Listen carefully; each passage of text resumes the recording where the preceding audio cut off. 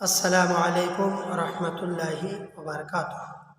আহকাম ও মাসাইল সম্পর্কে কিছু আলোচনা। নামাজের ফরজ কয়টি ও কি কি? নামাজের মোট ফরজ হলো 13টি। নামাজের বাইরে ফরজগুলি: নম্বর 1, দেহ পাক হওয়া, কাপড় পাক হওয়া, জায়গা পাক হওয়া, সতর ঢাকা, কিবলামুখী হয়ে নামাজ পড়া, সময় হয়ে গেলে নামাজ আদায় করা। এই 6টি হলো নামাজের বাইরে।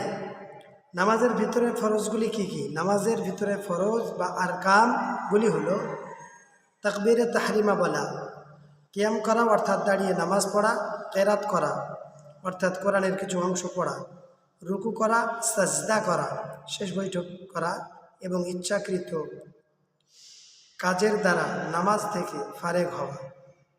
আল্লাহ পাক যেন আমাদেরকে এই আহকাম ও মাসাইল সম্পর্কে কিছু জানার বিষয়গুলো আমরা যাতে বুঝতে পারি সে তৌফিক আল্লাহ পাক আমাদের দান করেন। সকলে বলেন আমিন।